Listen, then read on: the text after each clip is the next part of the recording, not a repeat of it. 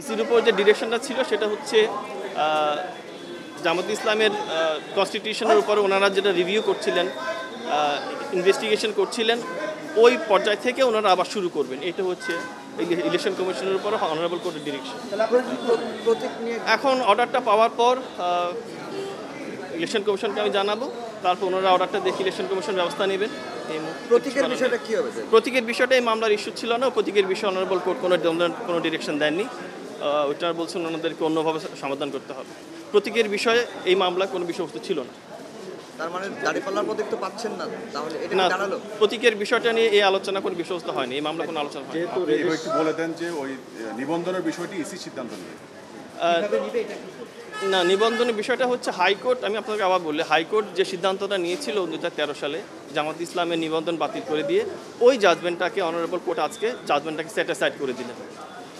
এইটা ফলে যেটা দাঁড়ালো সেটা হচ্ছে জাজমেন্টের হাইকোর্টের জাজমেন্টের আগে যে সিচুয়েশন ছিল ওই সিচুয়েশনটা ফেরত আসলো। ব্রেকফাস্ট, টিফিন কিংবা স্ন্যাক টাইমে মজাদার আয়োজন মানে অল টাইম ব্রেড। ওই সিচুয়েশনে তো দাঁড়িপাল্লা প্রতীক ছিল। বক্তব্যের মাঝখানে হাত দিয়ে দিচ্ছে।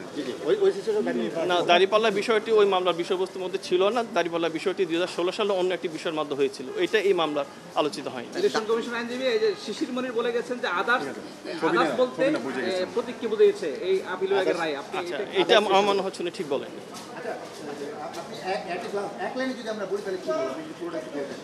আমি আপনার বলি আপনাদেরকে এক লাইনের বিষয়বস্তু হচ্ছে জামাত ইসলামের যে রেজিস্ট্রেশন যেটা ছিল 2008 সালে ইলেকশন কমিশন দিয়েছিলেন, এই রেজিস্ট্রেশনটা 2013 সালে হাইকোর্ট ডিভিশন বাতিল করে দেন এক জাজমেন্টের মাধ্যমে। ওইটার বিরুদ্ধে ওনারা আপিল করেছিলেন। আজকে আপিলে যেটা হলো সেটা হচ্ছে হাইকোর্টে যেটা জাজমেন্ট ছিল ওই জাজমেন্টটাকে ওনারা আজকে স্যাটিসফাইড করে দিলেন, বাতিল করে দিলেন।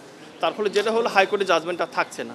মিনিংটা দাঁড়ালো হাইকোর্টের জাজমেন্টের আগে যে সিচুয়েশন ছিল, রেজিস্ট্রেশন সংক্রান্ত বিষয় ছিল, ওই সিচুয়েশনটা ফেরত আসে।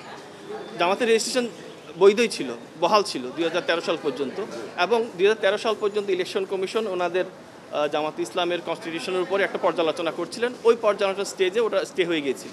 এখন ইলেকশন কমিশনের উপর ডিরেকশন দিয়েছে আপিল ডিভিশন ওই স্টেজ থেকে আবার শুরু করার জন্য। আচ্ছা, জামাতকে দাঁড়িপাল্লা প্রতীক দিতে ইলেকশন কমিশনের তো আইনগত কোনো বাধা নেই? এই বিষয়ে কোনো ধরনের ডিরেকশন এই কোর্ট থেকে আসেনি, মানে কোনো বাধা নেই? না, বাধাই বলছি না।